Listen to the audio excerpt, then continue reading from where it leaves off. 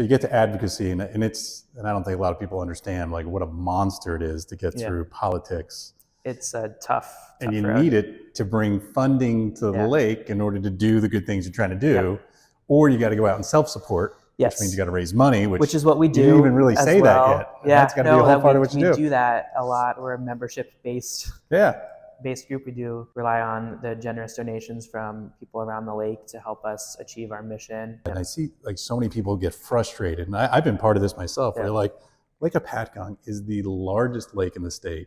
Back to its 50,000 people. It's this economic monster when you think about the money that comes to the lake to recreate here, as well as the community that supports it. It's just huge. But then it's challenging since it's so fragmented between 2 different counties, 4 different towns. 4 different towns. I think it's 2 different state legislature districts. So it's hard to get everything together. And then you look at like the federal side of it. I think there's also 2 more districts. Yeah, right. So you go, it's got all these different players in it, but it's hard to get all these cats together to take this, you can't herd cats and get them in the right direction. I think that's one thing the foundation is good at, is getting the right people in the room together to address whatever issue needs to be faced. And then you run this challenge where you're doing this for the greater good of the whole state. And I imagine you've played a big part in getting this $10 million in funding, of which you got 17%. And it's like, and folks don't understand how much money and effort and time that costs. And I think that's something that's hard to convey, of like, that's why folks should support on a private level the foundation to give you more horsepower to go get those public funds that the lake probably rightly deserves, considering the economic beast it is.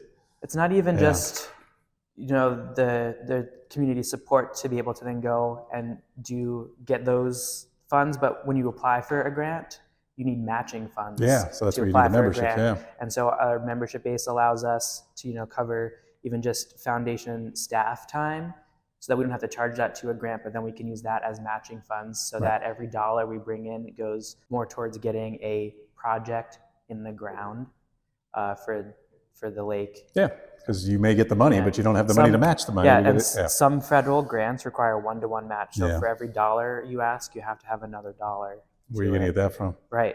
We're working on a grant right now, and it's a struggle to try and come up with some of that. So. And I think the other thing to remember, because people get a little bit bored or kind of frustrated with advocacy or dealing with politics for numerous reasons. It doesn't move fast enough. It becomes a red thing or a blue thing, but it's not. It's a purple thing. Like you're just trying to get it to work, and you got to work with both sides. It's a lake thing. It's a lake thing. That's what we're here for. Just the lake.